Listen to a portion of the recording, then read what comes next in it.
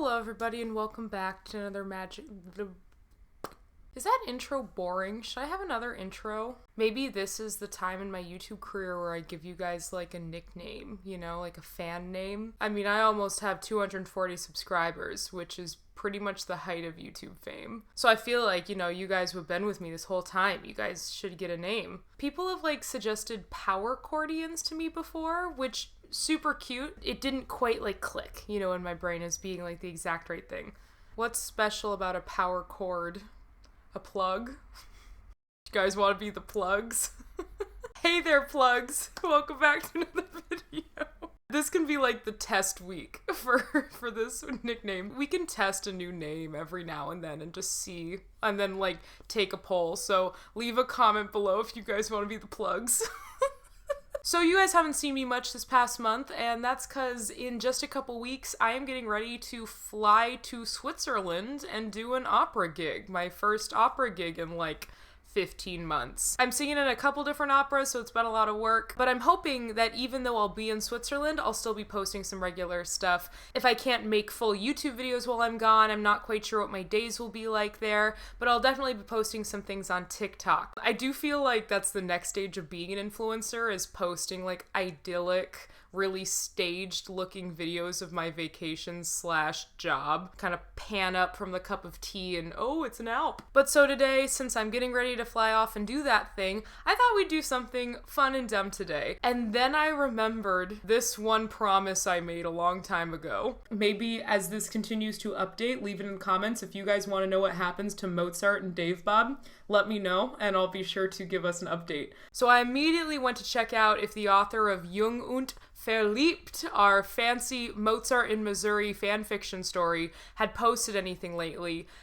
And you guys, there are now 30 chapters of this thing. So where we left off last time was like the end of like chapter 7, I think. Our POV character, we decided to name them Dave, and Dave and Mozart seem to be engaged in this very strange love affair. What we know about the POV character Dave so far is that she is quite judgmental. She sees a lot of negatives in the people and places around her. She's very into describing what she's wearing and how she's getting ready for stuff, and she seems to not know a ton about what opera or classical music really is or does. We still have not established why Mozart is A, alive, B, in Missouri, and those are my only questions. But hey, maybe we're about to find out because there's like 30 chapters of this thing, and so I thought it'd be fun if we just read a couple of them together, and we can like make this a thing where we check back in. Though honestly, if the Private Pink Lady is writing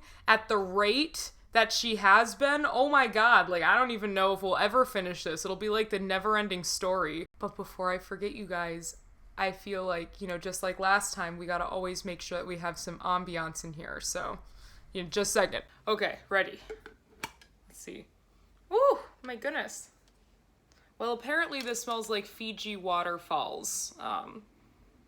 Maybe if you stood under a waterfall in Fiji and just smacked you in the face. I can't wait for this to be right next to my head for like the hour it takes to film. How fun. Atmosphere. Okay, so a quick recap. You've been invited to go see an opera with Mozart. You've met some opera singers and they're very snobbish. Mozart is in Missouri with no explanation. Honestly, that's kind of it. My computer's like down here, so I'll try to like put up some fun things so it's not just you guys watching me do this for however long this video is. Okay, here we go. We're jumping back in chapter 8 of Jung und Verliebt by the Private Pink Lady. We just saw an opera with Mozart and all of his snobby opera friends, and we're back in. Here we go. Mozart practically ran with your hand in his. You wondered where in the world he could be taking you. He ran through multiple hallways, some people in them. Mozart didn't seem to care though. He just rushed by them and laughed. It scared you to some degree, but it was fun to run around like little children without a care. So I guess we're just madly running through the hallways of the opera house right now. He slowed down and caught his breath. He led you up a long, spiraling staircase. It was very narrow. Mozart, or Wolfie, still... If that's not followed by like a qualifier of like a Mozart or Wolfie, as he told us to call him, like it's just Mozart or Wolfie. One or the other. Still held onto your hand. Finally, he stopped and pulled you a bit closer. He gently and carefully put a hand around you. He looked out through a window. It was a beautiful Missouri night. You could see all the city lights. You didn't like the city, but at night it was so beautiful. Dave doesn't like anything. It's pretty, isn't it? He said, and you nodded. He was even more handsome in the pale light. You're prettier than all of these lights. You know that, don't you, Dave? Mozart said, looking deep into your eyes and inching a little closer to your face. You just kept looking in his eyes, lost in a trance. Mozart, why did you bring me here? Please be truthful with me, you said, looking down. He took your chin and lifted your head up. His hands were warm, soft, and kind. Dave, I brought you here because I thought you'd like to see the opera, and I was wondering that, well, maybe you could sing at the opera this Christmas. You blinked for the first time in a while. What? Are we measuring times between blinks? Oh, wow, I haven't done that in a while. You blinked for the first time in a while. You were very surprised by his question. You didn't expect such a big question. You don't even speak Italian. And then parentheses, it says, from what I've heard, opera is usually sung in Italian. That's not incorrect. There's a lot of them that are in Italian, that's super true. But there are also some really great ones in German, by Mozart, actually. If you want to check them out. You did want to do it, but you were so shy and had never been trained in singing. Oh my god, never been trained in singing and he wants you to sing. We don't even know what month this is in. I think they said it was in the summer. She has, like, from right now until Christmas to learn how to do opera. Honestly, I can't wait to hear about how she trains for this. Maybe it's gonna be like Rocky, you know, where she, like, screams a lot in Mozart's face and then, like, runs up the steps of, like, the Missouri Opera and, like, yeah. I'm very flattered, and I would if I could, but I'm too shy, and I've never been taught how to sing opera, and I'm not a very good learner. But thank you, you said, smiling. He looked at you, thinking of what to say to you. I could teach you, and I could help you get out of your shyness. Please, at least think about it, he said, smiling even more. A lot of smiling. I will. Can we go downstairs? I'd like to stick to you for the rest of the night if that would be okay with you, you said, gripping his hand a little tighter. He smiled at you and led you all the way down the stairs. Once you were all the way down, he took you down a couple hallways where he kept his crazy German laugh while he kept his what? Once you were all the way down, he took you down a couple of hallways while he kept his crazy German laugh. I don't remember if I mentioned this in the last video where I read this story, but, like, I do feel like that this must have been, like, this author watched Amadeus one time and was like, that's crazy. That's crazy Mozart German laugh. So just for texture, every time it says that he laughs, I'll just stick in this clip. Most of the people in the large room were wearing extravagant outfits. Mozart took you over to the piano. It was huge, even bigger than the one at the Star, the last concert you had been to. I don't know what that means. I do like imagining, like, a huge piano. Like, maybe like the one that Elton John plays on, that giant red one. Maybe Elton just keeps it for storage in this opera house in Missouri so that Mozart can play it. Mozart sat you down next to him. Everyone was now looking at you two. You felt all the eyes in the room go to him. Mozart, who is she? She's quite pretty, some random person said, making you jump a bit. Was it, like, dead silent? Was it, like, dead silent in the room? And they sit down at the piano, and everyone's just staring. Mozart, who's she? She's quite pretty.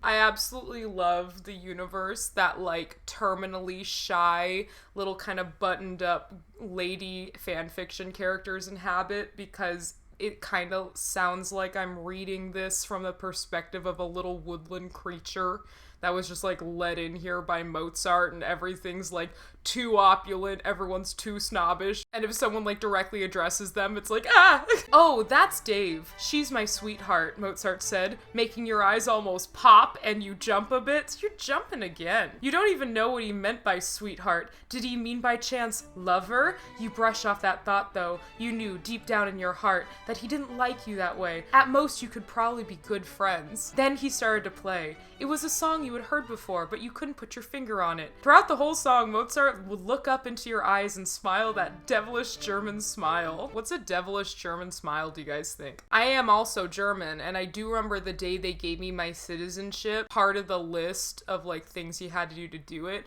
is you had to smile super devilishly all the time, so I guess that makes sense.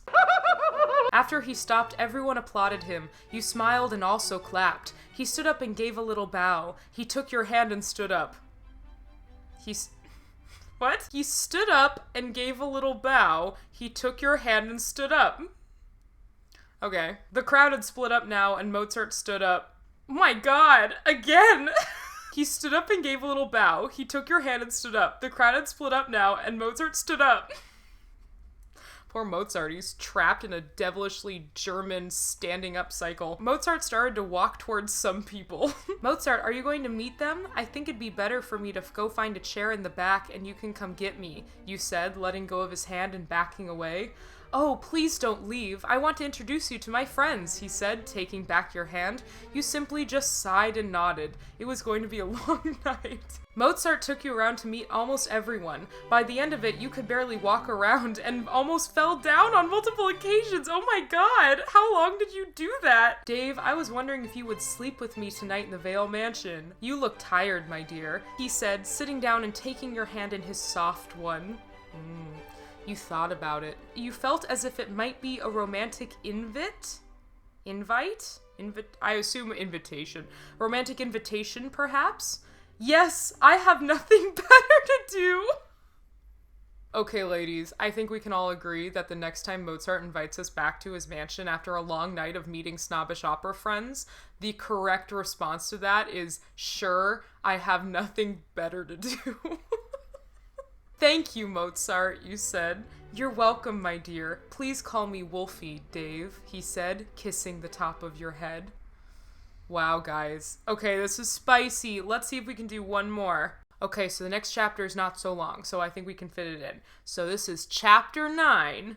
We're going back to the mansion with Mozart because we have nothing better to do. As you and Mozart drove to the Vale Mansion, you looked outside of your car window. You had rolled it down. You could feel the warm summer night breeze on your face. Mozart was across from you. He sat in silence, just looking at you.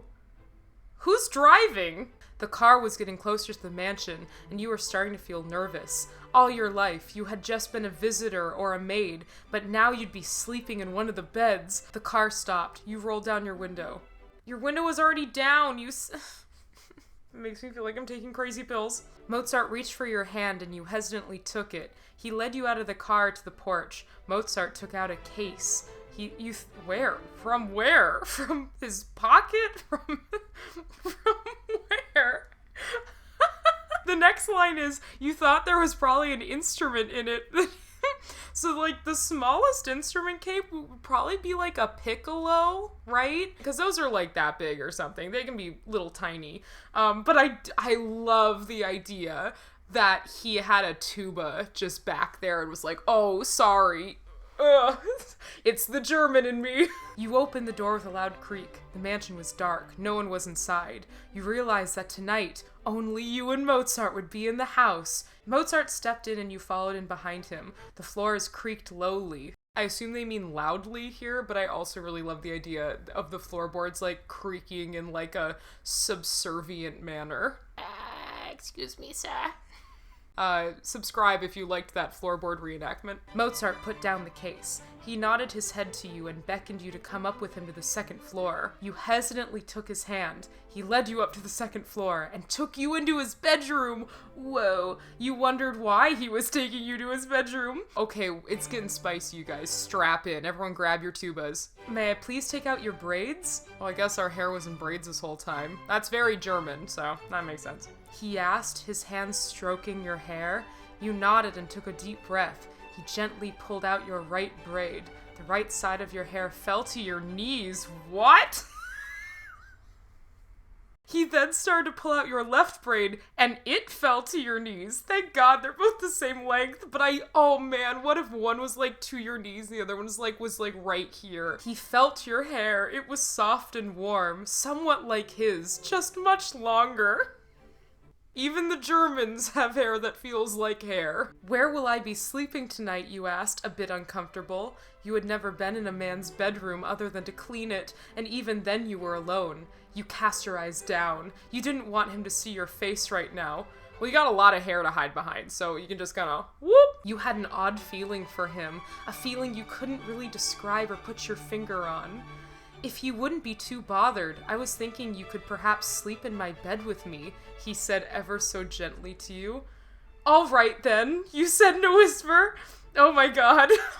I mean, she has nothing better to do, as we established.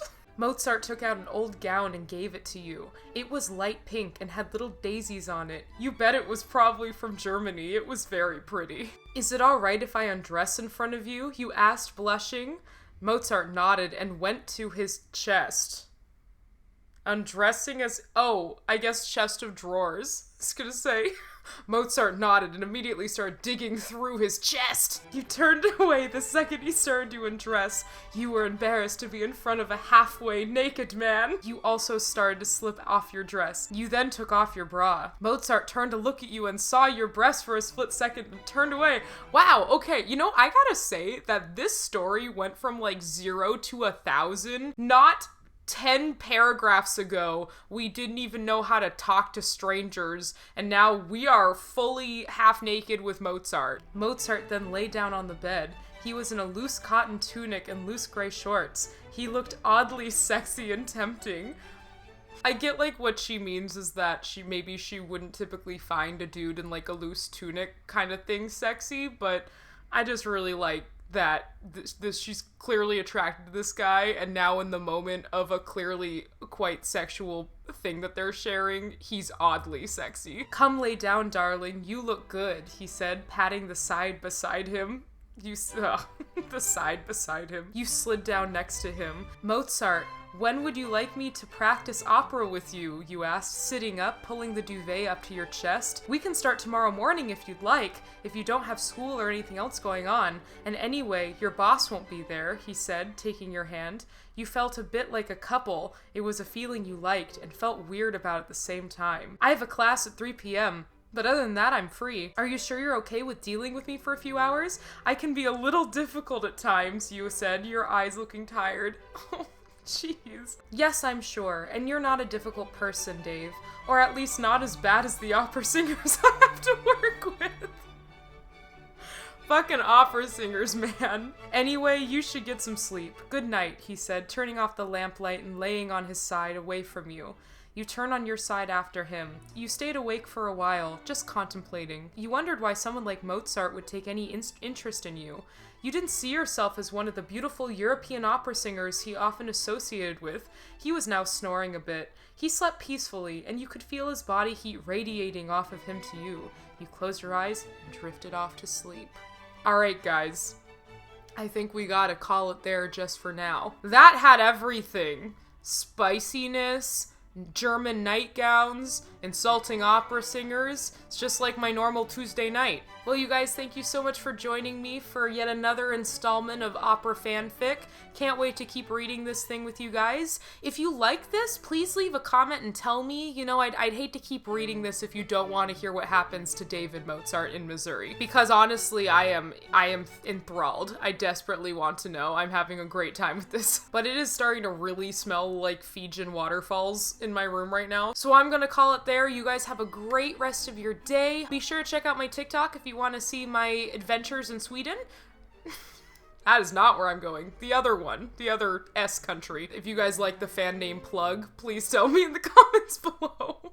And if not, I'll think of a better one. Honestly, I'll probably think of a better one anyway. We can just say that, like, my early fan base was called the Plugs, and it's just, like, our joke, just between us. So don't tell anyone. But please like, share, and subscribe, and tell everyone. So, alright, Plugs. See you next time.